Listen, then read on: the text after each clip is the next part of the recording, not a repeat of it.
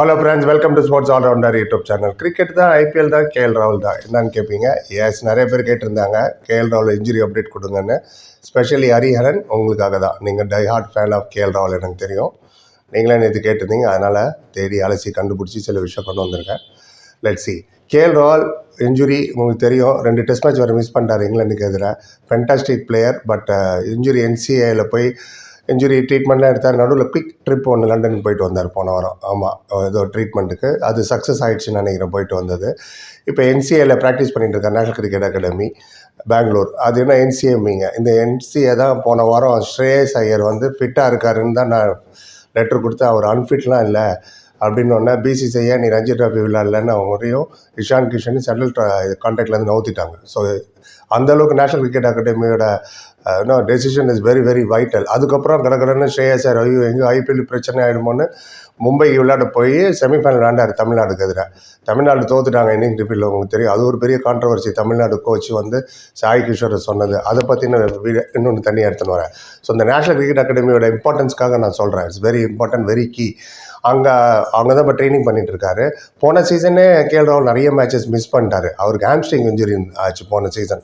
எப்போவுமே RCBக்கு எதிராக விளையாண்ட மேட்ச்சில். ஆமாம், அதுக்கப்புறம் அவர் கண்டினியூ பண்ணல லக்னோவுக்கு. அது ஒரு பெரிய செட்பேக்கு. அண்ட் இப்போ நேஷ்னல் கிரிக்கெட் அகாடமியில் என்ன விளையாட சொல்லிட்டாங்க அப்படின்னு நீங்கள் ஃபோன் பண்ணியோ நேரெல்லாம் போய் சொல்ல முடியாது. ஒரு சர்டிஃபிகேட் இருக்குது, ரிட்டர்ன் டு பிளே கிரிக்கெட்டுன்னு ஒரு சர்டிஃபிகேட். அந்த சர்டிஃபிகேட் நேஷ்னல் கிரிக்கெட் அகாடமி கொடுக்கணும்.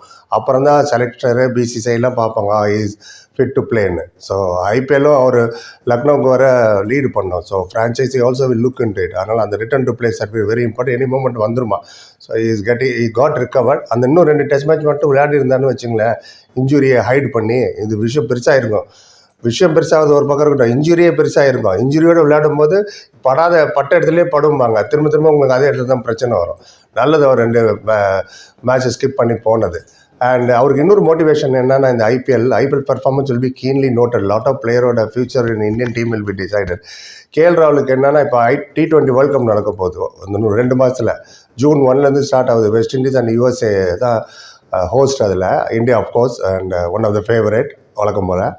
அதுவும் ஒரு மோட்டிவேஷன் இருக்குது அதில் வந்து விளையாடுறதுக்கு. ஏன்னா அதில் வந்து இப்போது மிடில் ஆர்டரில் பியூர்லி ஆஸ் அ பேட்ஸ்மேனாக நீங்கள் விளையாடலான்னு யோசிச்சிங்கன்னா, ரிங்கு சிங், ஹார்திக் பாண்டியா அண்ட் சூரியகுமார் யாதவ் அவங்க வர வந்துடுவாங்க மிடில் ஆர்டரில். நானும் விளையாடுறேன்னு. ஸோ அவங்க கூட கம்ப்ளீட் பண்ணுவோம். ஒன்று சரி, விக்கெட் கீப்பர் பேட்ஸ்மேனாக போகலான்னாலும் சஞ்சு சாம்சன், ரிஷப் பந்த் ஃபிட் ஆகிட்டாரு.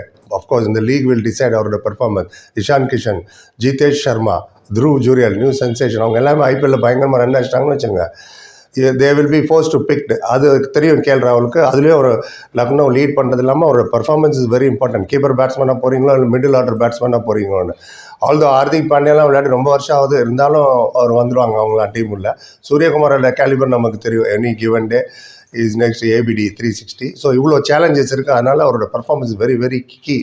பியூர்லி ஆஸ் அ பேட்ஸ்மேனாலும் சரி, கீப்பர் பேட்ஸ்மேனாலும் சரி, நிறைய திங்ஸ் வில் பி டிசைட் இந்த IPL 2024 பார்ப்போம். அதனால தான் இஸ் கெட்டிங் ரெடி. கண்டிப்பாக விளையாடுவார்.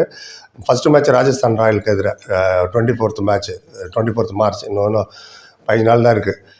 And let's see. Is a very good player. என்ன ரோல் கொடுத்தாரோ ஒரு காலத்தில் ராகுல் டிராவிட் அப்படி தான் இருந்தார். நீ பேட்டிங் போனால் போவார், ஓப்பன் பண்ணு, மிடில் பண்ணு, 12th மேன்னா உட்காரு, கீப்பிங் பண்ணு, T20 கீப்பிங் பண்ணு, டெஸ்ட்டில் கீப்பிங் பண்ண. எப்போவுமே சொல்லுவேன், கீப்பர் பண்ணிவிட்டு ஓப்பனிங்லாம் வர்றது அவ்வளோ ஈஸி இல்லை. நம்ம ஈஸியாக டிவியில் பார்த்து சொல்லிவிடுவோம். ஃபீல்டிங் பண்ணிவிட்டு நீங்கள் பேட்டிங் ஓப்பனிங் பண்ணிங்கன்னா 10 நிமிஷம் கேப்பில் வரும்போது இந்த இன்ஜுரி ஆனது காரணமே அந்த கீப்பிங் பண்ணது தான் என்ன கேட்டிங்கன்னா, ஹாம்ஸ்ட்ரிங் இன்ஜுரிலாம்.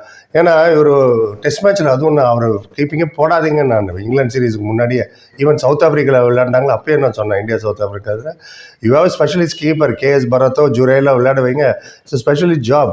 அஸ்வின் ஜடேஜாவோட ஸ்பின் பால் ஏதாவது ஒன்று பிடிக்க போய் முதுகிட்டிங்கன்னு இப்படி பிடிச்சிக்கிச்சின்னு வச்சுங்க, அவ்வளோதான். ஸ்பெஷலிஸ்ட்டு தான் அது பண்ண முடியும், எப்படி பண்ணணும்னு. பர்ஃபார்மன்ஸும் டிப் ஆகும். வந்த உடனே திருப்பி imagine 90 over test match keeping பண்ணிட்டு அப்புறம் ஓப்பன் பண்ண வந்தீங்கன்னா எங்கேருந்து ஸ்டெமினா இருக்கும். எனிவே, இது நிறையா வாட்டி நான் சொல்லியிருக்கேன். Keeping is a specialist job. Main job keeping, then தான் பேட்டிங். இவர் விஷயத்தில் இவர் பேட்டிங்காகவே ஒரு கீப்பர் ஆகுறாங்க. I don't accept that. பாப்பா என்ன ஆகுதுன்னு. உங்களை நான் அவ்வளோ வெயிட் பண்ணிட்டு இருக்கேன். நீங்கள் நினைக்கிறீங்க இதை பற்றி? Give me your take. குறிப்பாக பிறகு நன்றி. Like, comment, share and subscribe. சந்திக்கிறேன். Thank you so much.